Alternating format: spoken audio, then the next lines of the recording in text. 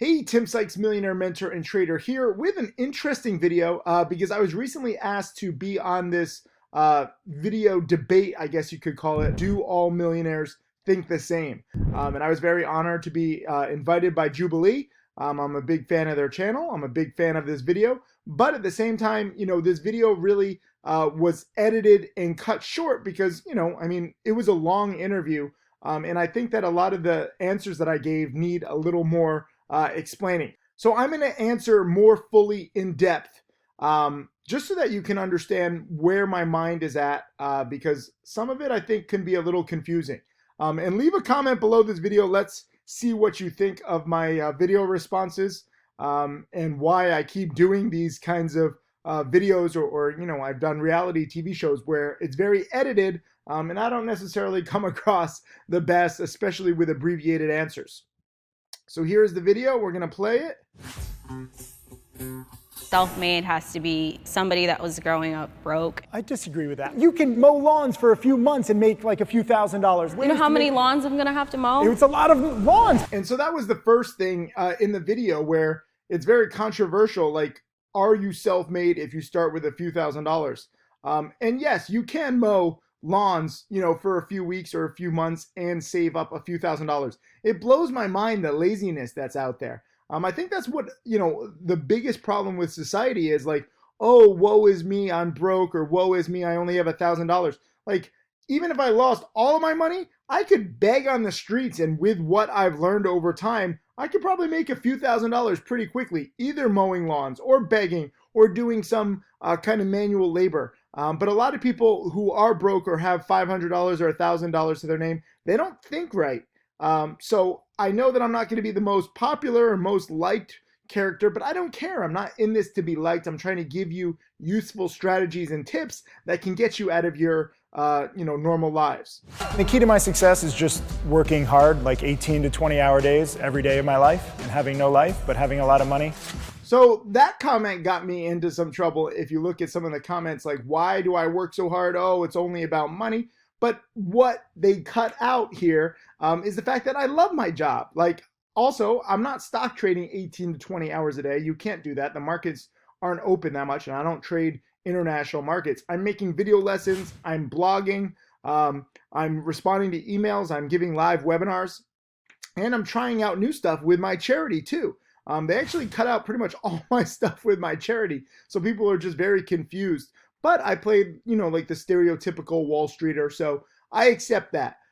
Again, I seem to get this kind of stamp in all of the videos that I do, and people are like, why do you keep doing this where, you're going to be edited to look bad? And the answer is, I don't care. You have to remember, my first millionaire student, Michael Good, was also my first hater. So if you hate me at first, that's good. You have a chance at becoming my next millionaire student. The key is just getting people to know about me. And also, the interesting thing, what I've learned through my social media, is negativity spreads faster than positivity. And then also, I think probably the best thing is that, all this misinformation, all this hate, is based on assumptions, lack of research, and, just misinformation. And the beauty of my being real in this industry full of fakes is that I can back up everything I say. And once you see the corrected information, not only now are you, more likely to believe me because you hated me at first, or you didn't have the full information at first, and then I corrected you, but you see how misinformation works, because this is an example of how misinformation works. And this is, why there's so much opportunity with penny stocks, because promoters have created so much misinformation, which lure idiots into it. Now short sellers are luring people into short selling, and they're not giving them all the information and all the risks. So they're kind of like the new promoters. So I needed to teach about misinformation, because that is a big, big thing that I actually, trade off of. So you guys hating me at first, it's okay. I have thick skin. Maybe you even hate me afterwards later on. I don't care. The point is that I can back up everything once I get all the information out there, and the misinformation becomes a good educational example. I am self-made. And yes, I am self-made. Whether you start out with 0 or 500 or 1,000 or 2,000, as I said, it's still nothing, okay? too many people are so fixated on having nothing, and it's like, woe is me, feel bad for me. Oh, you have $1,000, you're not totally self-made. It's all meaningless in the grand scheme of life. Whether you start out with 0, 1,000, 2,000, even 20,000. Can you make 6, 7, 8 figures? Can you achieve financial freedom? Can you take care of yourself? Can you take care of your loved ones? Can you donate to charity? Can you buy your dream house? Can you buy your dream cars? Can you do anything you want and not have to work for another boss? That's what self-made is all about. And frankly, I'm saddened by the fact that they, really debated like, oh, whether you start out at 0 or 1,000 matters. It doesn't. You're missing the complete point of what being self-made is all about. Self-made has to be somebody that was growing up broke, in my opinion. Like, you got it from the bottom. I disagree with that. I don't think you need to come straight from the bottom. Like, I started with a few $1,000s. I know a lot of people who started their whole businesses with a few $1,000s. A few thousand is more than what I had, so in but my it doesn't mind, matter. Like, a few thousand isn't better. going to make or break your business, like your life. Like, you can't. $0? Let's say you start with $1,000. I still believe you're self-made. Even 10,000, even 20,000, because you're not truly like even 6 figures or 7 figures. I'm broke and I live at mom's house with $0. You're in a way better but position than me. You can mow lawns for a few months and make like a few $1,000s. Like, there's ways. You know how to many lawns I'm gonna have to mow? It's a lot of lawns, but that is self-made. And so I got into a debate about what self-made is. And yes, you can mow lawns. If you actually look at some of the comments, one person actually said they did mow lawns and made a few $1,000s. It's the lack of thinking outside the box. It's the lack of effort, really. Like just not wanting to mow hundreds of lawns, not thinking that that could even be a potential solution. I find that people who have zero money, a lot of it is just a flawed mindset, and they can get out of that. So I might have to, de-brainwash them, and they might not like me. But again, I'm not in this to be liked. If I can make somebody successful and rich and not be liked, I will take that every time over a lot of these, fake ass gurus who give just sugar-coated, useless advice, but they're well liked because they, give it with a pleasant demeanor. It's all about being real. I know what it feels like to be poor.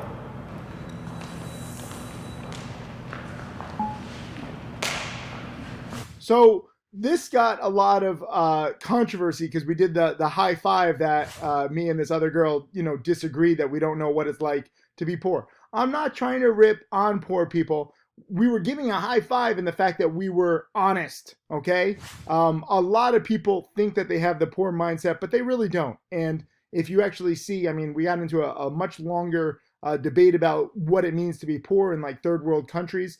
Pretty much anybody who has grown up in America, unless you grew up like in the projects and you were like homeless growing up, almost nobody knows what it's like to be truly poor. If you grew up in a third world country, you will see. If you go to a third world country, you will see and you will understand the difference. So that's what the high five was. But again, a lot of people like to take it out of context. A lot of people like to just hate, say, oh, like we're not poor, high five. No, it's all about what kind of mindset do you have, and do you properly understand the world? And the sad reality is that most people don't. When you don't understand the world, that's gonna, hold you back in life. I'm jealous of you guys. I wish I had that mindset. Like, I traveled to third world countries to kind of see what it's like, but I still can't put myself like totally in that spot. So right there, I got cut off because I started talking about the schools that I built in the third world countries. No one even like realizes that in the comments. So they're like, oh, you go to third world countries just so you can see what it's like to be poor? Like, if that's not, white privilege, I don't know what is. They don't realize that I did talk about the schools, but again, I'm not in control of the editing. And I think it probably, just goes against what kind of character they wanted me to be. Very similar to Below Deck, where they didn't talk about the schools that I surprised both Michael Good and Tim Grittani with on the yacht. And we had a big celebration. It was a big surprise. The TV show didn't do it because no one else, builds schools. No one else surprises people with schools. So I don't think that necessarily people or audiences are ready for someone who does that. So they just don't include that.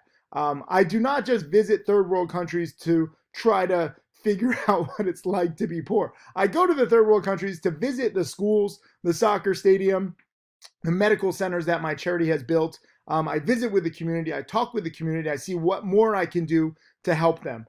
So it's a little bit of a different thing. But again, This is a great example of misinformation. You don't get the full story. No different than what short sellers are doing these days, where everyone wants to be a short seller. Look how great it is. Look at my end of the month profit statement. You don't see the risks taken. You don't see the fees and the expenses. You don't see the people who truly blow up and lose everything, if not more, short selling a lot of penny stocks. So misinformation is the enemy. I should pay more in taxes.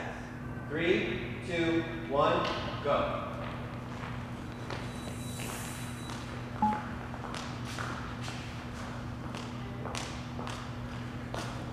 So almost none of us agreed to pay more in taxes. And again, a lot of the comments are like, yeah, of course, millionaires don't want to pay taxes. But at the same time, I pay a lot in taxes. I'm very proud to support the American government.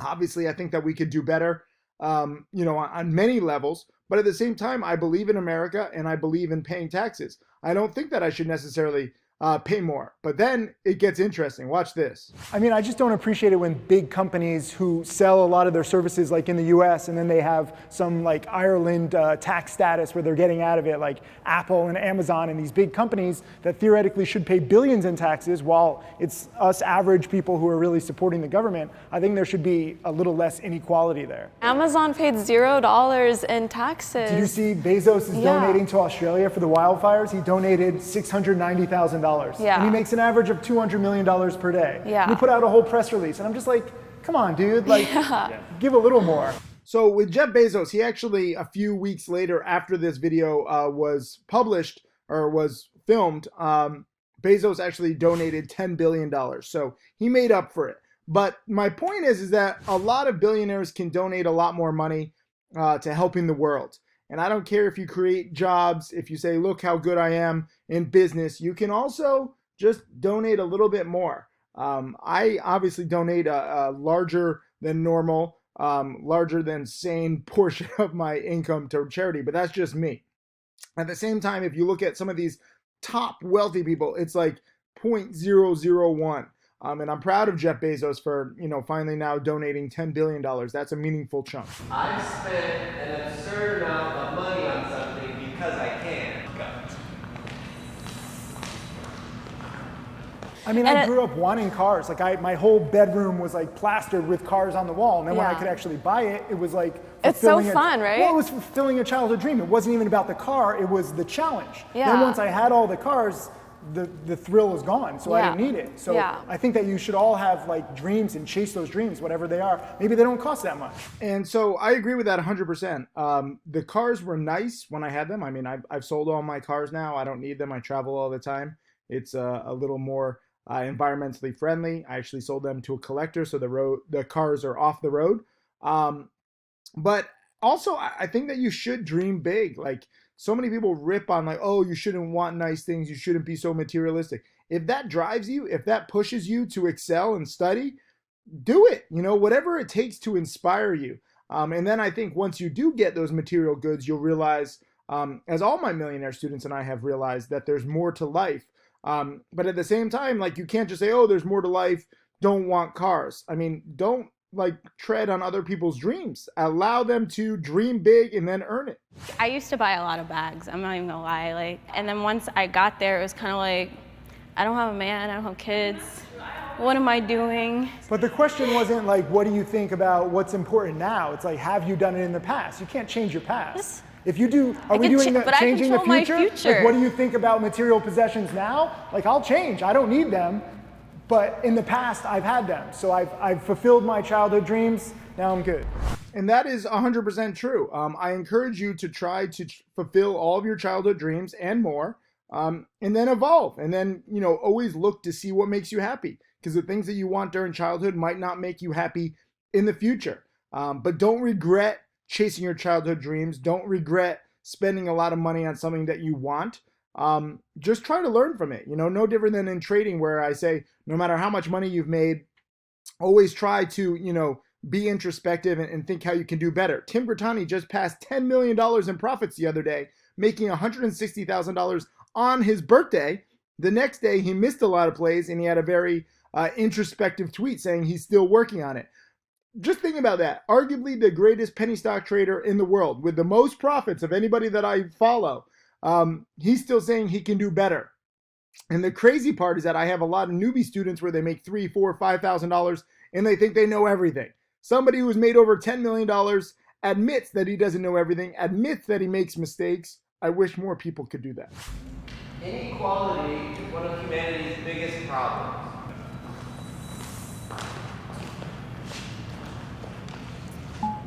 And so with this question, I mean, again, I find so many people are just making excuses like, oh, you have to be white and male to make a lot of money.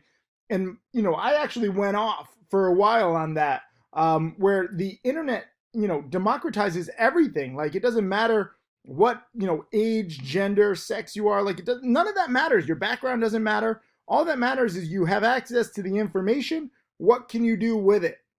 And again, I see a lot of people who like to whine and moan and say life isn't fair. And I just don't think you're realizing that this is the most unique time in history where you can do anything, you can learn anything. And it's up to you to see what you got. But in the past, you know, if you're born a few centuries ago, it didn't matter if you wanted to be an artist. It didn't matter if you wanted to be anything. You were just born and you would do the family business. Maybe you were born into slavery and you weren't even getting paid for anything. So recognize this special time in history and capitalize on it. My privilege has allowed me to become rich. I think the internet democratizes everything. I mean, I learned everything about stock trading on the internet, and many of us take advantage or capitalize on, you know, things that are in the market, and the internet allows us to become experts. Would you say the internet's a privilege, though? No, I mean, you want to get like into semantics, like it's a privilege to be alive during this time in history where we have the internet. Just in a sense, if you're broke, you may not have it, so you have to like you can walk get free to, Wi-Fi. you have to walk you to can Starbucks. beg on the street, and you can get. But I have to walk there. It's not a you privilege. could be paralyzed and you could like push yourself. There's a way to get on the internet. Almost every single person can get on the internet. The internet, I think, allows you to achieve anything. And it doesn't matter if you're in the US, if you're a man or a woman. So as you can see, I'm all about the internet. In this little video, I even talked about what I just talked about before, because I truly believe in it. And, you know, again, people are saying like, oh, the internet is such a privilege. Like, you can literally get free Wi-Fi at McDonald's or Starbucks. You could literally beg on the street, make $1, make $2 every few hours. Maybe somebody will slip you a 20, maybe somebody will slip you 100. But I refuse to believe that you are incapable of getting on the internet. The fact that you're watching this video, this is on the internet. That means you have access. I'm not talking about necessarily you know, people like in the slums of India. Okay, I understand that we are fortunate. I understand that, you know, we in America or in Canada or even Mexico or in a lot of countries, we have it better than necessarily like the absolute poorest people in China, in India, in Indonesia. I've been to a lot of these places. I see it firsthand. But at the same time, it does not change the opportunity that we have. And we owe it to ourselves. It blows my mind, the excuses and the whining and the moaning and, oh, is this equality? Is this inequality? Like, shut up and just learn. And then once you learn, create the life that you want. That's all. That's it. People judge me because I'm rich.